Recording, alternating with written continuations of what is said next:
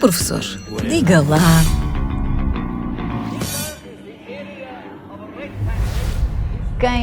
Quem se inscreve no MBA do ISCTE acaba por cruzar-se, mais cedo ou mais tarde, com o professor Luís Batista. O professor leciona a cadeira de Reporte Financeiro e Empresarial. Quer-nos apresentar um bocadinho aqui a sua cadeira? Posso apresentar-vos a cadeira. A cadeira de Reporte Empresarial, eu costumo começar as aulas a dizer que é Contabilidade. Tem um nome mais pomposo, mas no fundo acaba por simplificar.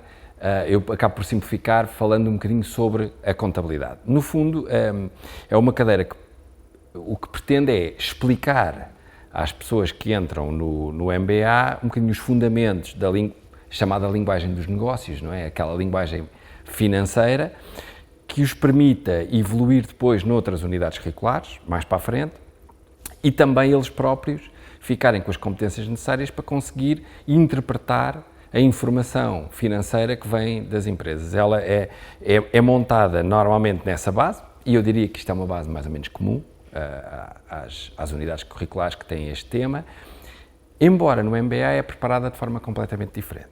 Portanto, eu diria que não há em mais nenhum outro programa uma unidade curricular preparada como ela é preparada para o MBA. Tem a ver com as especificidades dos próprios alunos do MBA. Estamos a falar de pessoas que já têm uma determinada experiência profissional, têm um conjunto de competências, portanto, normalmente já estão num nível, do ponto de vista empresarial, num nível mais elevado das empresas e venham para o MBA, na maior parte das vezes, procurar um bocadinho ganhar aquela globalização das informações de gestão, portanto, no fundo, perceber as várias áreas da gestão, interligar as várias áreas da gestão, o que significa que, embora tenham esse objetivo comum, provém das mais variadas áreas, ou mais variados setores de atividade, o que significa que nós podemos ter pessoas da área da saúde, da área da cultura, da área do entretenimento, da engenharia, quer dizer, podemos ter todo o tipo de pessoas. Numa cadeira, como é o reporte financeiro, isso pode ser mais difícil de tratar. Porquê? Porque a experiência delas nestas matérias é diversa. Nós temos pessoas que são muito boas, nós temos pessoas que já ouviram falar, Exato. E nós temos pessoas que nunca ouviram falar disto. Pronto.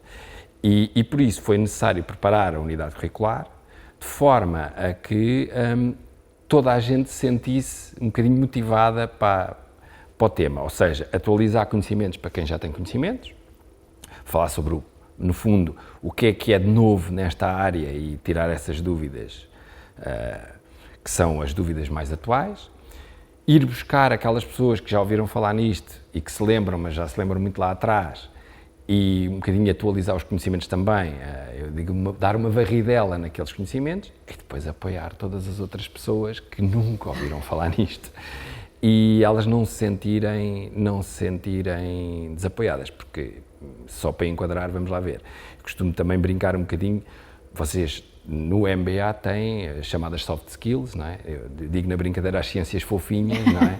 E depois tem as hard skills, que são estas, não é? E, portanto, e estas não são tão acessíveis se não forem ministradas de uma forma completamente diferente, que é o caso, não é? Nós preparamos isto, como digo, especificamente para o MBA. E o que é que lhe dá mais gosto? Estou a vê-lo falar com tanto interesse, com tanto entusiasmo acerca da preparação do currículo e da preparação das aulas, uma vez que tem que ter em consideração que tem três tipos diferentes de alunos, aqueles que sabem muito, os que sabem mais ou menos, os que não sabem nada. O que é que o entusiasma mais? É preparar ou lecionar? Não, ela é claramente lecionar, sem dúvida absolutamente nenhuma. E lecionar porque, aliás, o que me dá mais gozo é normalmente um dos grandes problemas da unidade curricular, que é o tempo. Porquê? Porque as pessoas passando aquela primeira fase de algum receio do que é que estamos, e mais até porque estamos a falar de uma unidade curricular que aparece muito cedo no MBA, estamos a falar de pessoas que estão, no ponto de vista cognitivo, muito evoluídas, mas ainda têm algum receio, vou voltar a estudar, muitas delas, quer dizer, vou voltar a uma sala de aula. Mas passando essa primeira fase, eu diria a partir aí da segunda, terceira aula, o que nós temos aqui é o que costumo chamar de consultoria de borla, não é? Porque as pessoas vão meter todos os problemas que têm relacionados com a área, vamos lá esclarecer as dúvidas todas.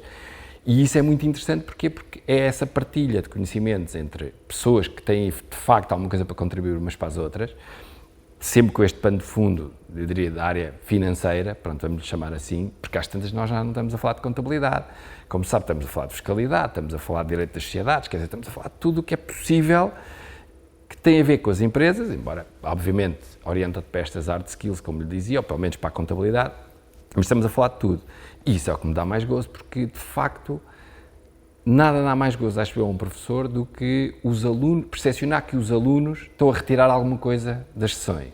E é óbvio que se eles vão explorar isso, e normalmente os alunos, quando estamos a falar de alunos deste nível, são alunos que abdicam de muita coisa da vida deles para estar aqui. E o facto de abdicar de muita coisa tem que ter algo de retorno, porque senão não se vão sentir satisfeitos. E eles percepcionarem que isso é possível e perceberem, se calhar fiz uma boa decisão, não é? Porque nós já estamos a retirar alguma coisa, isso eu acho que é o mais importante. O professor é experiente em auditoria, trabalha há 20 anos nisto, consegue retirar conhecimento e coisas novas da troca da partilha que faz com os seus alunos na sala de aula? É porque claro. O professor é pró, não é? Não, eu acho que isso é uma daquelas coisas que se percebe à medida que nós vamos aprendendo e vamos ganhando mais experiência, no fundo, é que cada vez mais percebemos que temos muita dificuldade em muitas coisas. E, principalmente nestas áreas, eu costumo dizer que a grande distinção... Dou-lhe um exemplo de fiscalidade. Eu costumo dizer que nós percebemos que estamos perante alguém que percebe fiscalidade se a resposta for sempre não sei, vou ver, não é? Porque há tanta coisa que a menos que a pergunta seja muito óbvia, convém sempre nós termos a certeza do que é que estamos a falar. E essa ideia que me está a transmitir, de facto, é muito relevante para mim, porque muitas vezes nós percebemos efetivamente, uma coisa é saber o que é que está escrito numa norma de contabilidade, outra coisa é estar a partilhar com alguém que tem de facto o problema e que faz as perguntas de forma diferente. E eu costumo dar um exemplo que não tem muito a ver com o MBA, mas ilustra aquilo que eu estou a dizer. Eu dei durante vários anos duas normas da contabilidade, uma delas que tem a ver com economias hiperinflacionadas e outra que tem a ver com o câmbio. Quer dizer, que são a de câmbio nós utilizamos mais, a de economias hiperinflacionadas, que espero que não exista esse problema e não a tenhamos que usar. Mas eu de facto, eu já sabia tudo o que é que estava escrito nas normas, mas eu de facto percebi as normas quando eu fui dar aulas para países de língua oficial portuguesa.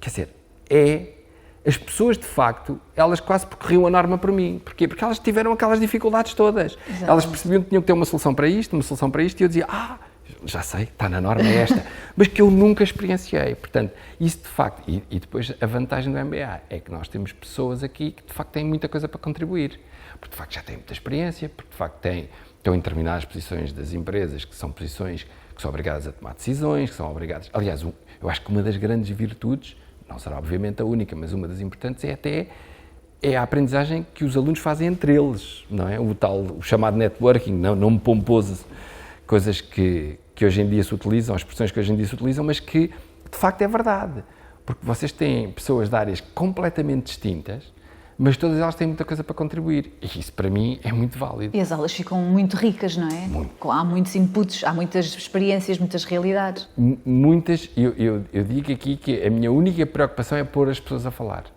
Porque depois o resto da aula, ela própria... Aliás, depois a preocupação de ter que as mandar calar porque a gente tem que cumprir o programa. Mas essa é a grande preocupação, é pôr as pessoas à vontade para partilharem. Estão a ver? Porque se as pessoas partilharem, de facto toda a gente está... E às vezes, inclusive, nem todas as pessoas são iguais. Há pessoas que têm mais facilidade, há pessoas que têm menos facilidade. Mas seguramente aquela dúvida que alguém que tem mais facilidade está a pôr, o outro que está lá atrás, que tem menos facilidade, identifica-se. E eu não me tinha lembrado disso. E, portanto, a coisa vai fluindo e depois essa pessoa já se sente mais confortável, a seguir faz a pergunta. E, portanto, isso é muito, muito relevante. E eu acho que isso é uma das coisas que faz diferença, eu diria das vantagens que faz diferença aqui, nesta casa, é essa vontade da relação entre alunos com alunos e professores com alunos. E isso faz toda a diferença, acho eu. Na sua cadeira, na sua disciplina, qual é a matéria que mais gosta? É difícil responder a isso. É a mesma coisa que perguntar um pai qual é o filho preferido. Sim, bem, quer dizer, ou então, sim, também todas me dão dores de cabeça, de facto, é verdade. Mas eu diria que a primeira parte da matéria para mim é muito interessante porque que é o primeiro contacto, e porque nós fazemos de forma radicalmente diferente. Nós vamos buscar, uma das coisas mais complexas, pelo menos no meu ponto de vista, e a própria investigação identifica isso dessa forma, que existe na contabilidade é esta diferença entre o que é económico e o que é financeiro. Exato. Nós chamamos do pressuposto acréscimo. Lembro-me muito bem dessas aulas. Exato. Está a ver? Pronto, essa parte é muito relevante, porquê? Porque, e vocês normalmente ouvem isto, as pessoas normalmente utilizam a expressão económico ou financeiro, porquê? Porque não conseguem distinguir o económico do financeiro, não é? A coisa não é tão evidente assim. E não é de facto evidente. Muitas vezes o raciocínio é contra a natura e isso tem que ser explicado porque as pessoas só conseguem evoluir depois dessa primeira fase. E eu acho que nós, o que fizemos aí foi algo bastante interessante, que foi, utilizámos um conjunto de analogias, de situações que as pessoas já estão mais à vontade, e através dessas analogias, que não têm nada a ver com estas áreas, depois conseguimos estabelecer um paralelismo e conseguimos jogar e conseguimos chegar àquele momento onde a pessoa, ok, eu percebo no fundo eu percebo a fonte, eu depois percebo como é que a fonte funciona e as características da fonte, ok, nós agora só temos que orientar, olha, e o alvo, que é esta percepção do que é a diferença entre o económico e o financeiro, faz-se utilizando os mesmos argumentos e, no fundo, do ponto de vista cognitivo, a mesma forma que estás a utilizar para aqui, utiliza para aqui. E as pessoas lembram-se disso. Nós temos alunos aqui, eu tenho alunos que 2 anos depois ainda vêm utilizar as analogias, na brincadeira comigo ali no intervalo, utilizam as mesmas analogias. E, portanto, e posso lhe dizer que isso foi desenvolvido aqui durante vários anos, em que eu estou a ministrar o MBA, e nós já chegámos a fazer também aqui um artigo científico só sobre essas matérias, utilizando alunos da licenciatura só numa aula, para vos dar uma ideia, só numa aula de revisões, há alunos da licenciatura que têm um bocadinho também essa falta de experiência ainda na área da contabilidade, e a diferença entre aqueles que passam por essa lógica pedagógica versus os outros que têm as aulas do ponto de vista normal é significativa. Acredito que hoje, quando vejo os noticiários, ou leio jornais, ou o que seja, eu dou comigo a pensar nessas analogias e fica muito mais fácil. Fica de facto. Portanto, isso foi um conhecimento que ele veio para a vida. Fica de facto mais fácil, porquê? Porque nós estamos a ir buscar algo que a pessoa já conhece. É do dia-a-dia, não é? É da nossa vida. É. E eu acho que isso é uma das diferenças, por isso é que eu digo, toda a unidade curricular é preparada de forma diferente. Portanto, não é, porque seria muito complexo em 5 aulas, nós estarmos a falar em uma matéria que dá direito a doutoramento, não é? Portanto, é muita coisa, é muita matéria, e ainda por cima com termos que não são sempre acessíveis, e portanto tem muita precedência, a pessoa precisa de perceber muitas coisas até chegar a determinados. E portanto o que nós vamos dizer assim, não, mas nós não estamos a preparar contabilistas, nós estamos a preparar gestores para conseguirem comunicar com contabilistas e perceberem a linguagem e perceberem quando lhes dão informação, qual é a informação que é para mim relevante para eu poder tomar decisões. E é só isso que nós precisamos aqui. E é isso que nós vamos à procura. E, portanto, é essas ferramentas. E depois a forma como nós damos essas ferramentas é que, no fundo, foi testada. E foi testada e eu quase diria que quase todos os anos é adaptada, não é? Mais ou menos nesta altura. Entre esta altura e o início das aulas é adaptada. Com mais um pormenor, outro pormenor, e, portanto, e a reação das pessoas tem sido sempre muito positiva. E talvez por isso também se justifique ou se explique o facto do professor ter sido eleito o professor do ano, do MBA, neste caso até foi do meu curso, que nós elegemos o professor como o melhor professor. Qual é a sua sensação? Isso é mais difícil de dizer, porque isso só vocês é que sabem. Sim, mas qual foi a sua sensação quando se abriu o envelope e dizia lá, professor Luís Batista? Eu admito que a minha sensação é sempre, a primeira sensação é sempre de alguma vergonha. Essa é a primeira sensação que ocorre sempre. E depois, obviamente, muito orgulho, quer dizer, ter alunos ou ter pessoas, vamos aqui, nós já estávamos numa fase diferente, mas ter pessoas com este nível de experiência, este nível de conhecimento, este nível de, no fundo, são pessoas que à partida são bem-sucedidas. E essas pessoas reconhecerem, é sempre fantástico, não é? E, portanto, eu não vou negar, não vou dizer que não fiquei triste, é evidente que não é? Fiquei super orgulhoso, mas admito que isto é óbvio que é muito positivo, mas eu já estava feliz na mesma, posso-vos dizer, quer dizer, porque o feedback, e isso é uma das coisas que eu acho muito interessante, é que nós temos sempre, depois de fechada a unidade curricular, há sempre um feedback dos alunos. E normalmente os alunos participam e a opinião deles é muito relevante. É relevante para a direção e é relevante para nós.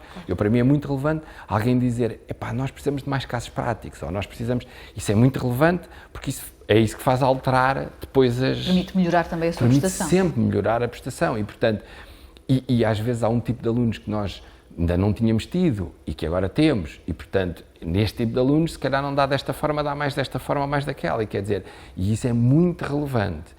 Agora, é óbvio que depois o prémio é sempre um motivo de orgulho. Está lá na sua sala, não está? Está sim, senhora. Está sim, senhora, não tenha dúvidas, está lá exposto. É óbvio, não é?